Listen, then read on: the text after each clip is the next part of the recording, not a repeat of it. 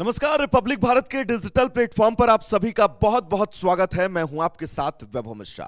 उत्तर प्रदेश में योगी सरकार 2.0 बनने के बाद और 25 तारीख को शपथ ग्रहण के बाद लगातार योगी सरकार एक्शन मूड में है।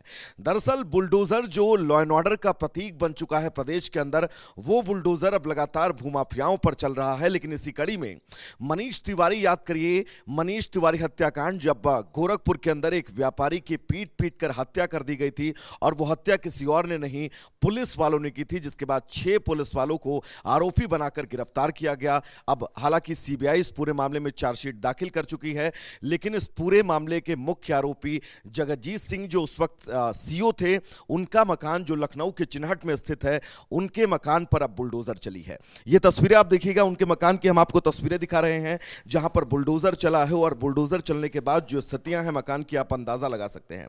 दरअसल लखनऊ विकास प्राधिकरण ने जगत नारायण के परिवार को एक नोटिस भी दिया और उस नोटिस के जरिए ये बताने की कोशिश की कि आपका जो ये मकान बना हुआ है, ये पूरी तरह से अवैध रूप से इसका नक्शा जो है वो पास किया गया है। और अवैध नक्शा पास होने के चलते कई बार लखनऊ विकास प्राधिकरण ने इनको नोटिस भी दिया।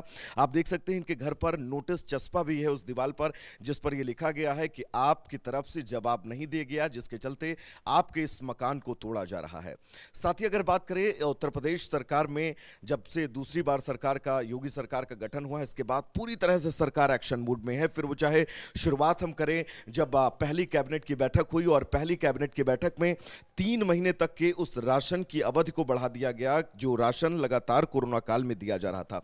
जिसके बाद शपथ ग्रहण के 6 दिन बाद योगी आदित्यनाथ के दौरे की शुरुआत होती है। अयोध्या से अपने दौरे की वो शुरुआत करते हैं और अयोध्या होते होते आज उनका श्रावस्ती में दौरा था। श्रावस्ती हम इसलिए भी हो जाता है क्योंकि प्रदेश में सबसे कम साक्षरता दर श्रावस्ती जिले की है और श्रावस्ती जिले में सबसे कम साक्षरता दर के बाद वहां से उन्होंने स्कूल चलो अभियान मिशन की शुरुआत की।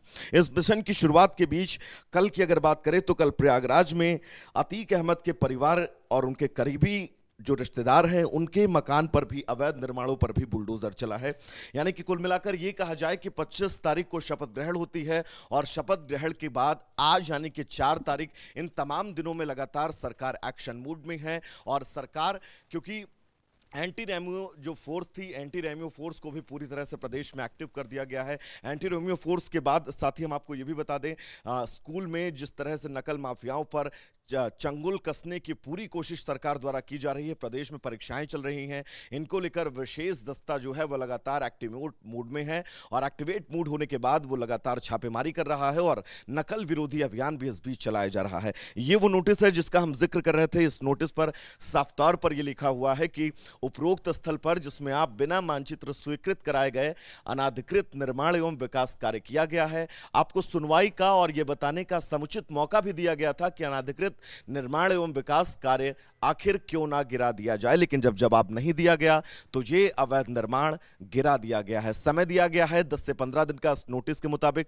और अगर उस समय में आप कागज और जरूरी दस्तावेज पेश नहीं करते हैं तो इस पूरे मकान को ढहा दिया जाएगा। कुल मिलाकर अगर यह कहा जाए कि प्रदेश सरकार अब लगातार एक्टिवेट मूड में है और प्रदेश सरकार शपथ ग्रहण के बाद, क्योंकि 25 तारीख को शपथ ग्रहण होता है, शपथ ग्रहण के 6 दिन बाद सभी को विभागों का बंटवारा होता है। विभागों के बंटवारे के बाद प्रदेश के मुख्यमंत्री योगी आदित्यनाथ दौरे पर निकलते हैं। तमाम जिलों तक वो पहुंचते हैं, अयोध्या पहुंचते हैं, बलरामपुर पहुंचते हैं, श्रावस्ती पहुंचते हैं। और इसी बीच प्रदेश के अंदर लगातार इन कार्रवाइयों का होना यह बताता है कि लॉ एंड ऑर्डर का प्रतीक बन चुके बुलडोजर वो लगातार भूमाफियाओं पर, अवैध निर्माण करने वालों पर चलता रहेगा।